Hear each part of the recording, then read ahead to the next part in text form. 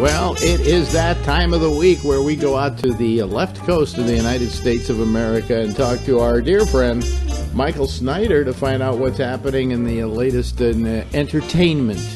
Hello, Michael. Well, hello, Alex, and Happy New Year from Hollywood to you and everyone else out there. It's a new dawn, it's a new day, it's a new life, feeling good for now. Yeah. Anyway, so what's happening movie wise this week? Well, as we all know, January is kind of the doldrums. Movies that opened in New York and LA for consideration in the Oscars are now getting trickled out. Good movies, but for the most part, it's dross because it's the downtime, it's the post-holiday season. Nonetheless, we get a few of those goodies that, again, were up for awards consideration. And let's start with Paterson, which is a dramedy from the very talented writer-director Jim Jarmusch, Mr. Down by Law, and various other films. He hasn't done a lot of slam dunks or home runs in the past few years, really. A pretty good film biography of the Stooges, I think, of recent vintage. But this is more like vintage Jim Jarmusch. It's a tale about a Paterson, New Jersey bus driver whose last name is, oddly enough, Patterson. Wow. In any event, this guy is played by Adam Driver of HBO's Girls. He's the one who's forced to act opposite the frightening Lena Dunham.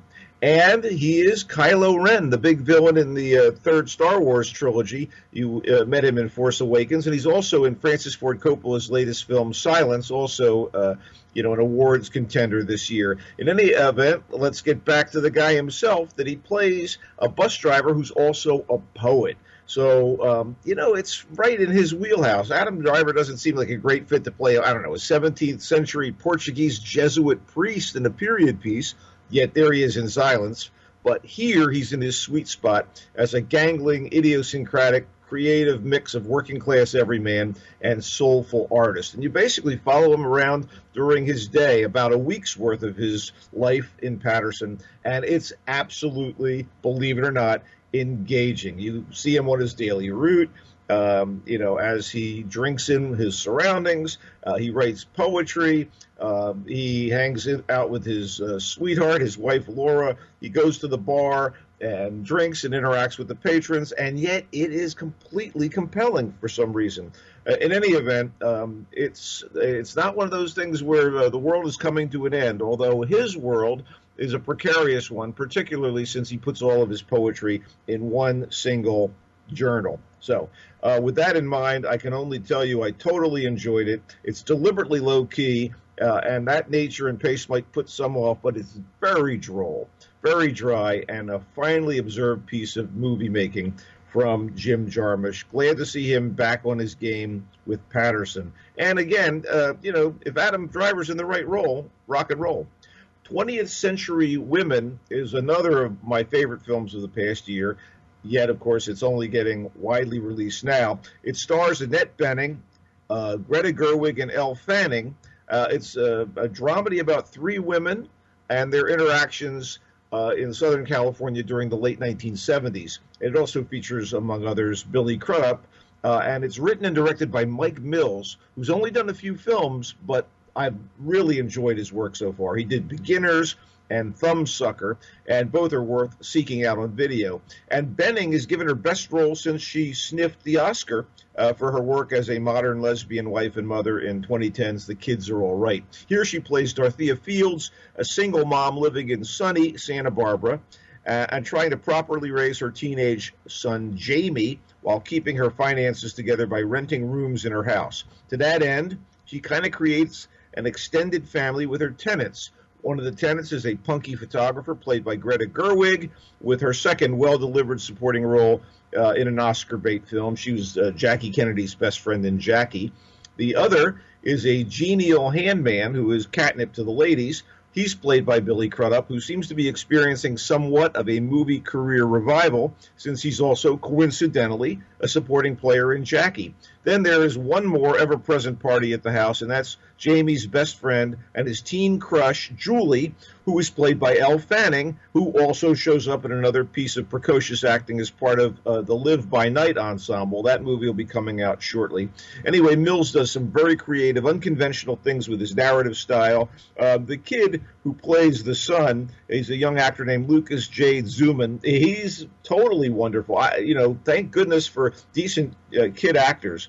But there are voiceovers and time shifts, and yet you never lose the thread of a warm, funny, insightful tale, ultimately held together by Benning's note-perfect performance. I really, really liked 20th Century Women. Highly recommended. It's a really good date movie, too, so think of that before you just decide you're going to wait for video, because it's going to play well at home as well. Okay, if you're a fan of unconventional father-son Once again, bonding, what was the name of that film?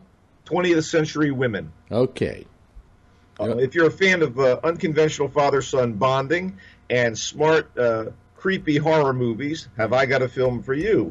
It's not a world beater. It's not the greatest thing since sliced cheese or, I don't know, Frankenstein, but The Autopsy of Jane Doe is a new English language feature from Andre Øvredal. He's the Norwegian screenwriter and director whose Scaralicious 2010 release Troll Hunter might be the best and most ambitious found footage genre movie ever. I loved Troll Hunter. This is not quite so good and quite so original, but here he does great work by tightening his focus on a small-town basement morgue in modern-day Virginia, where a father and a son, played by the estimable Brian Cox and the somehow still youthful Emil Hirsch, what is his secret, are tasked with a quick autopsy of a young, unblemished, porcelain-skinned woman on a stormy night. The local cops have brought this body to him, to the two guys, because they found her in the basement at a crime scene, and they need answers. What was the reason for death? So, of course, this dead body holds some freaky secrets. The son's girlfriend is played by British actress Ophelia Lovibond, who's currently co-starring in the Indiana Jonesy Jewel of the Nile style action rom-com TV show Hootin' and the Lady, but you wouldn't recognize her from that. There she's a proper English lady, and here she's a middle-class American girl who would like Hirsch's character to give up the creepy cutting and peeling, but he's got to do one more body with dear old dad. Uh-oh. Anyway, atmospheric and also creative, Jane Doe is easy to ID as a pretty fine horror movie, and they are almost as rare as a reanimated corpse. Wait, have I said too much? Nah, not so simple-minded and predictable as that. I thought if you like this sort of thing, you're going to be in clover watching The Autopsy of Jane Doe. I wish I could say some good things about the new Underworld film, but they didn't screen it for us. And Arsenal, just in passing, is an action thriller that is notable because it has another scenery-chewing supporting performance by Nicolas Cage in a wacky wig and a prosthetic nose. And, this is a film that also has Adrian Grenier of Entourage, Jonathan Sayich playing brothers, and a supporting role by John Cusack. That doesn't save it from being utter crap. Although, again, oh my God, Nicolas Cage, hilarious. A quick update. We've already reviewed these films, but they're opening wide. This weekend, Hidden Figures, the historical drama about the team of African-American women. Very nice film. I agree with you totally. Yeah, I don't know if it's a great film, but it's a nice film. It's really it could have been messagey and overbearing, but it's heartfelt, and the women are wonderful. All three actresses, right? I mean, could you believe how good Janelle Monáe was, the pop singer? Yeah, no, they're really very good. Very good film. And also, in addition to Hidden Figures, again, we already reviewed A Monster Calls on its New York and L.A. openings last month, but it's also very well made, heartrending mix of drama and fantasy, wherein an ancient tree spirit voiced by Liam Neeson helps a 12-year-old kid deal with his ill mother's inevitable demise. Well, we hope she won't die, but in this movie, it's the journey that's most important. And Sigourney Weaver plays the grandma. Felicity Jones is the mom. And this is from the director, J.A. Bayona, who did The Orphanage and The Impossible. It's a very good, it is a tearjerker, and, maybe I didn't have enough tears on the Snyder cryometer to jump out of my chair and say, "You must see this." But A Monster Calls is good filmmaking nonetheless. So that's it in terms of spotlighting movies this weekend, catching up on last weekend's openings and such. What do you got on your mind, buddy? Well, I don't know. I've been watching some of these screeners that we've gotten, and I'm amazed by how really mediocre the films are that are nominated this year, especially in the SAG Awards. We rewatched, of course, Florence Foster Jenkins, which I think is a gem of a film. I love that film. But then I started watching the stuff that's supposed to be great, like Manchester by the Sea.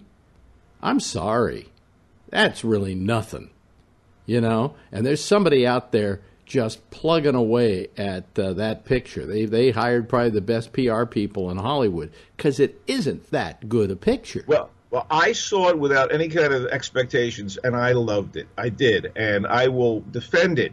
But I understand where you're coming from. The hype becomes blithering. And how about the movies that fell through the cracks that aren't getting awards? We can talk about those, but all I'm saying is Manchester by the Sea is not as good as the hype it's getting, and his performance it's fine, but it's not great.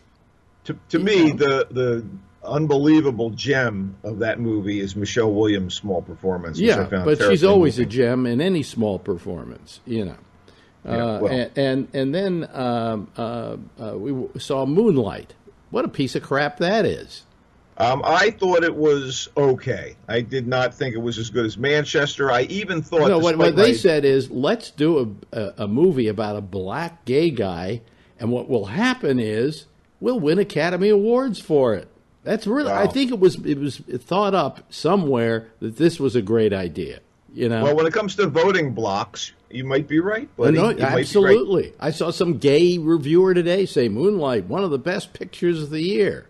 Yeah, that's because you suck dick. It didn't speak to your experience.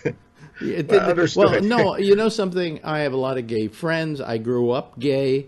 No, Thank God you grew up gay and you can relate to this film. I grew up gay because everybody thought I was, because my father was a musician and he took me to the symphony and to the ballet, and everybody thought I was queer. And so I know what it's like to be gay. All right, in a strange, weird, heterosexual way. Wait, isn't that a lyric from a Beatles song? And I was in the theater, and I was surrounded by nothing but gays. So, my life with the gay community has always been, hey, homosexuals exist. I remember my director came up to me once and said, "You look great today," and I said, "Well, thank you." And I realized that was a real compliment because it was from a guy who knew how to check out other guys, right? Well, but anyway. The point I'm making is that this seemed like an opportunity to try and win awards, okay, more than anything. Then another film we saw that's about a half a good film, and then it just falls apart, is Lion.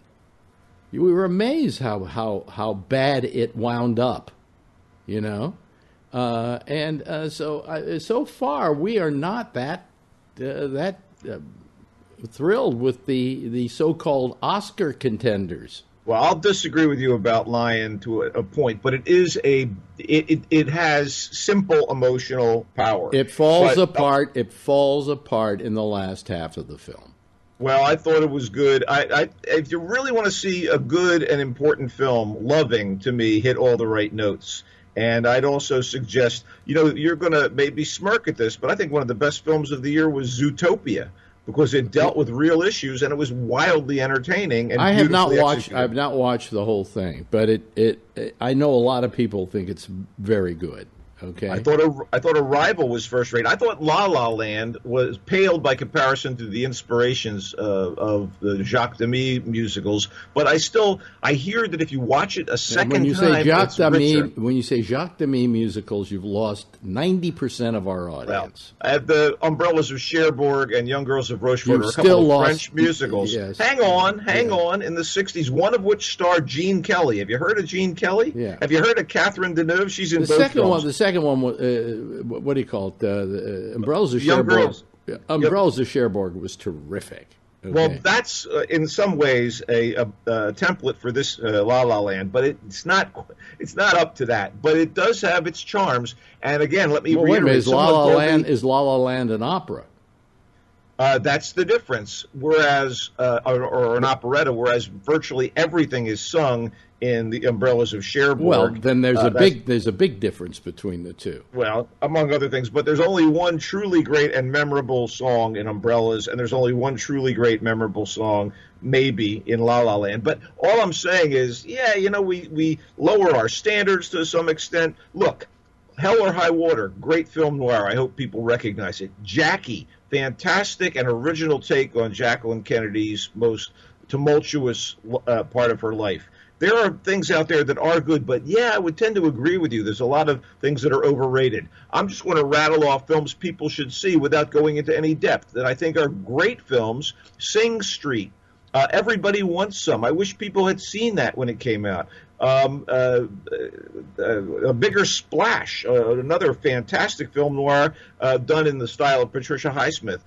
Green Room, a great horror film with Patrick Stewart as the leader of a white supremacist gang in the Pacific Northwest woods. Who'd imagine Patrick Stewart in a part like that? And it's also one of the last films with Anton Yelchin, who sadly died this year. There are movies out there that are worth your time that are really kind of cool. I wish people would see Midnight Special if they haven't seen it. I wish people would see, speaking of Ryan Gosling, who's getting all these good notices for La La Land, he was fantastic in The Nice Guys, a 70s crime comedy that I think people should also search out. There are movies out there that are terrific. One more I'll mention, Eye in the Sky, because it's so relevant. It's about terrorists. Yeah, that was a very good film. Very good. So there are movies out there, and I wish they would get the attention that some of these other movies. Well, they don't get the attention because they don't come out at the end of the year. That's the ones that get attention. The Oscar bait pictures always come out at the end of the year. Nobody goes back and remembers a film that came out in February. I know. Marguerite, the French the French fictionalization of the Florence Foster Jenkins story, I think is actually a better film than Florence Foster Jenkins. But who saw it? Yeah, I didn't.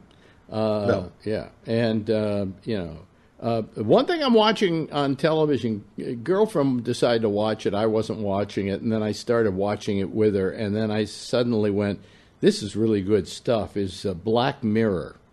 Oh, my God. I've been raving about that for years. I'm so happy you got on board. Yeah, it especially the last episode. What happened was the thing was being done for Channel 4 in England, and they were 45-minute made-for-TV shows.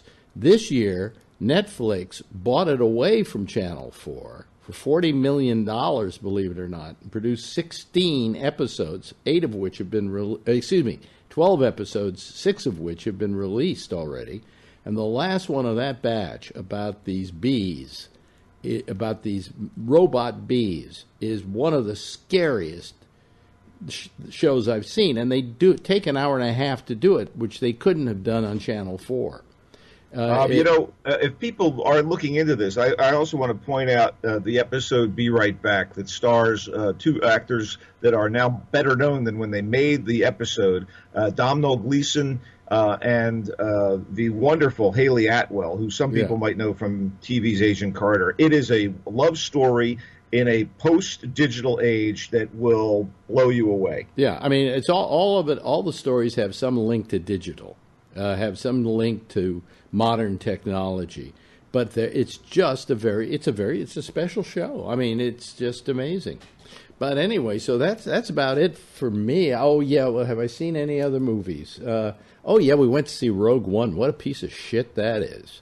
Well, there you go. Product for the fans. Yeah, no, I mean, really. I mean, there was word when the film was being made that they had to send it back for remakes and reshoots, and they weren't happy with the way it turned out. Well, they shouldn't have been happy with the way they released it, because that picture's a mess.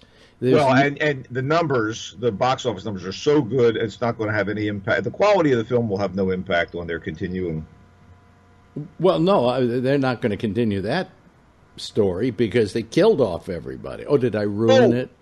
Oh my God, what is wrong with you? Hey, I will add that I've been, of course, enamored of Mozart in the Jungle since it first came around, and the third season has not changed that. I love the show. Well, then you like do you like our courtyard?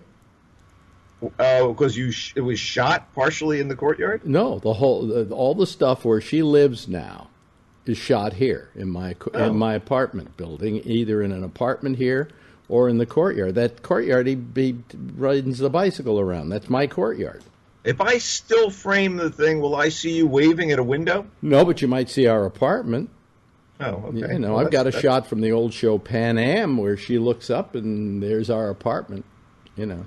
So. Well, I do love the program, and I just want to tell people yet again how charming it is. And it is not an hour-long drama. It's not sci-fi. It's just a fun rom-com. Because she lives here now in the show, I guess we're going to see them coming back every year to shoot the thing. So. Well, I hope so because I do. But you remember that scene where there's a fire and they all go out into the courtyard with their instruments and stuff. Oh, that's you. That's our courtyard. Yeah. Was that the fire that kind of undermined you during the holiday season? No, that was another problem altogether. Anyway. Well, listen. Hey, I know you got to stay warm in the winter in New York, but let's not go crazy. Yeah, it was snowed last night, and it's supposed to snow again this weekend. So, well, check me out on Twitter. At Culture Blaster and on Michael Snyder's Facebook page, Michael Snyder's Culture Blast. And Happy New Year, everybody. You too, Michael. And stay tuned for GABNet. There's more coming right up.